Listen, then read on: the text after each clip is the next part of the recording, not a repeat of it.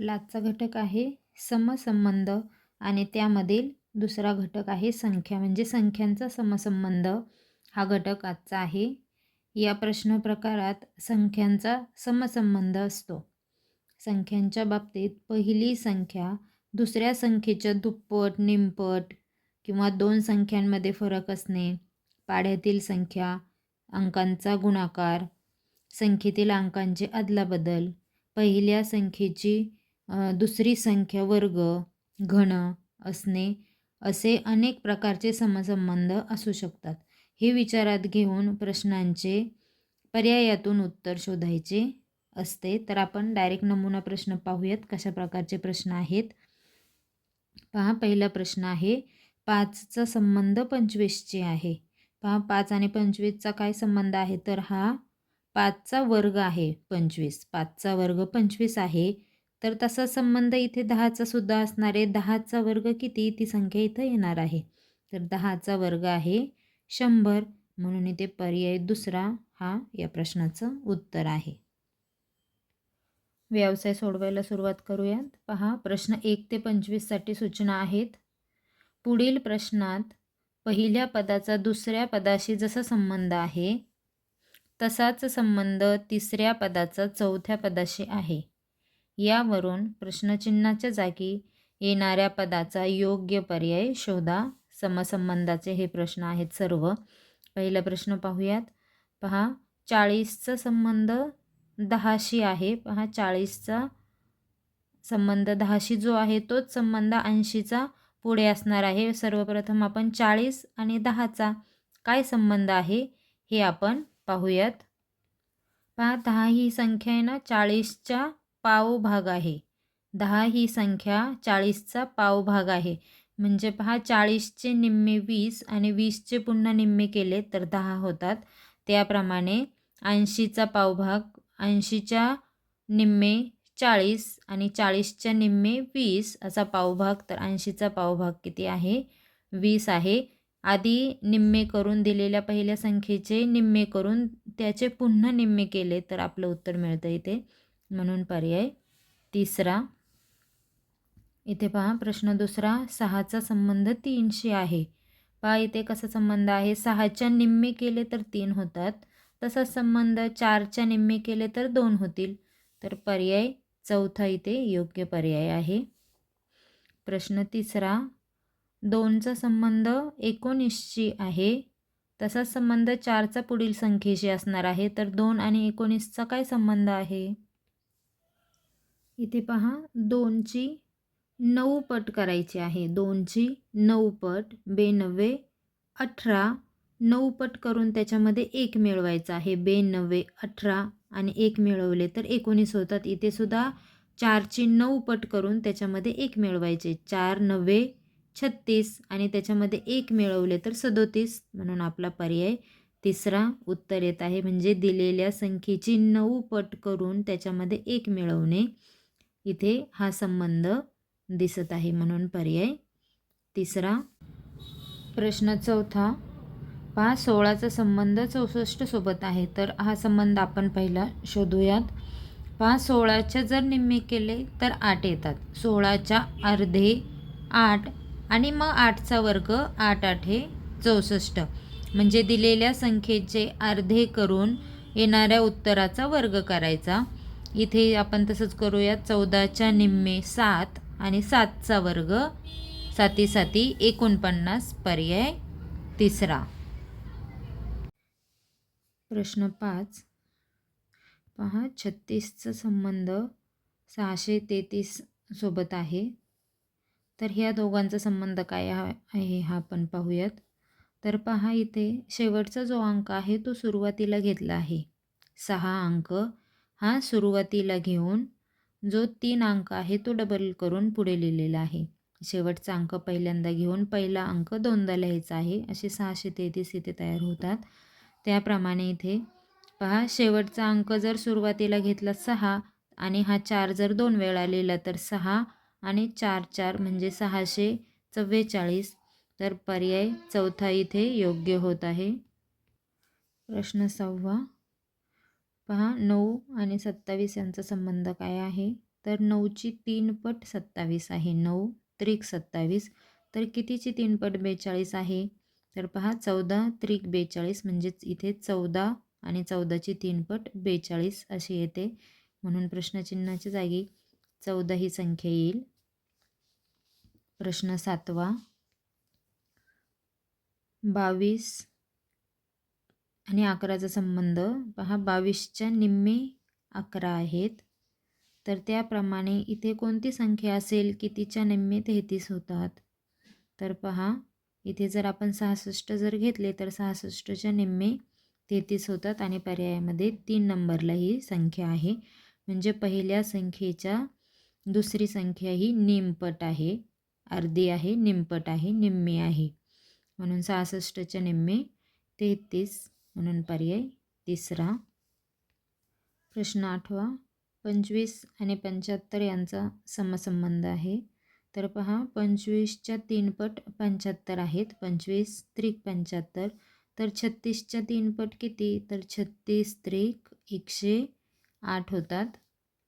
तर पर्याय दुसरा 36च्या 3 पट किंवा 36 त्रिक 108 होतात. 9वा प्रश्न पहा. 10 आणि 4 यांचा काय संबंध आहे? तर पहा 10च्या निम्मे केले तर 5 होतात आणि त्यामधून 1 वजा करायचे म्हणजे पहिल्या संख्येचे निमपट वजा 1. 10च्या निमपट 5 आणि 5मधून वजा 1 केले तर 4 येतात. त्याचप्रमाणे 24च्या निमपट केले तर 12 आणि 12 वजा 1 केले तर 11 उत्तर येतं. म्हणून पर्याय दुसरा इथे योग्य पर्याय आहे. प्रश्न 10. 11चा संबंध 121शी काय आहे? तर पहा 11 गुणिले 11 म्हणजे 11चा वर्ग जर केला तर 121 उत्तर येतं. त्याचप्रमाणे जर 13 गुणिले 13 म्हणजेच 13चा जर वर्ग केला तर आपलं उत्तर 169 येतं. पर्याय दुसरा.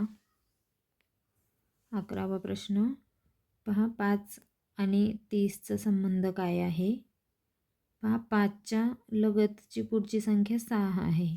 5च्या पुढची लगतची संख्या 6 आणि 5 आणि लगतची पुढची संख्या 6 यांचा गुणाकार केला तर 5 30 येतात. त्याप्रमाणे 7च्या पुढे लगतची संख्या 8 आहे आणि त्यांचा जर गुणाकार केला तर 7 8 56 हे उत्तर येतं. म्हणून पर्याय दुसरा. इथे पहा कोणता संबंध आहे तर दिलेली संख्या आणि त्याच्या पुढील लगतची संख्या यांचा गुणाकार करणे हा संबंध इथे दिसत आहे. प्रश्न 12वा पहा. 114चा संबंध 411शी आहे.